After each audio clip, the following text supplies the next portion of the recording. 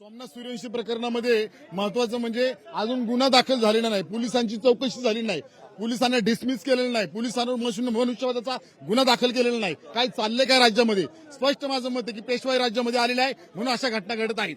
मुख्यमंत्र्यांनी स्पष्ट इशारा दिलेला आहे, या प्रकरणात कुणालाही सोडणार नाही. कुटुंबियांनी मागणी केल्यानंतर एसआयटी मध्ये सुद्धा बदल केलेला आहे. समाधानी नाही तुम्ही? आज जर विचार केला तर आज काय चाललंय वाल्मिकी कराडचं आयसीयू मध्ये काय त्याचं काय पालन पोषण चाललंय काय राज्य सरकारला? माझा प्रश्न आहे.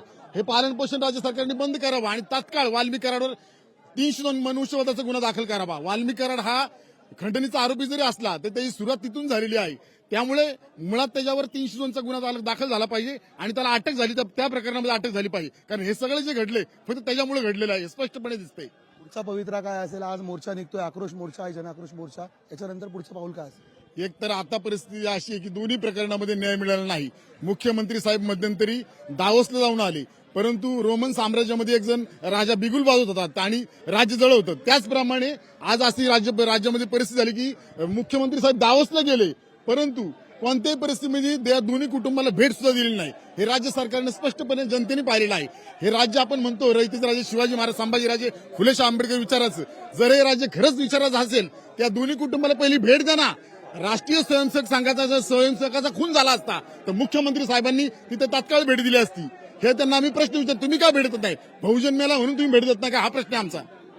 आता आपण पाहू शकतो की बहुजन मेल्यामुळे काही मुख्यमंत्री भेट देत नाही का, आणि न्याय आहे तो अद्याप या दोन्ही प्रकरणात मिळालेला नाहीये. एक आरोपी आहे तो 1.5 महिन्यांपासून आपण पाहत आहोत की तो अद्यापही फरार दिसत आहे, आणि त्यामुळेच हे मोर्चा मोठ्या स्वरूपामध्ये आहे तो या ठिकाणी निघालेला आहे. आणि आता हा मोर्चा आझाद मैदानपर्यंत पोहोचलेला आहे. त्यामुळे आझाद मैदानमध्ये आता नेमके कोण कोण भाषण करतात आणि कुणावरती दिसत साधतात याकडे आपले लक्ष असेल. कॅमेरामन विनीत पेडणेकरसह मी चेतन नावरे, आझाद मैदान, मुंबई. संतोष देशमुख आणि सोमनाथ सूर्यवंशींच्या हत्येच्या निषेधार्थ हा मोर्चा निघत असल्याची इथे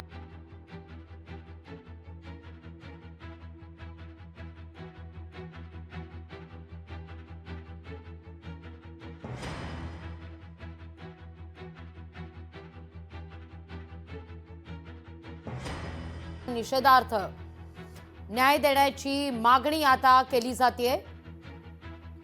पुढच्या काही वेळातच हा मोर्चा आझाद मैदानावर आता पोहोचतोय.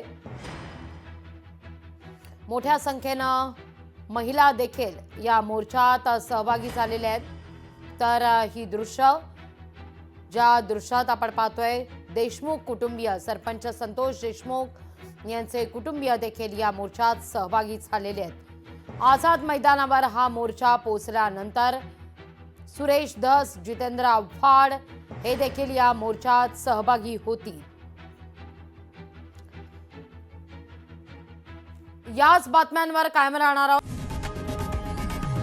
लोकशाही मराठी ऐका, पहा, जागरूक रहा.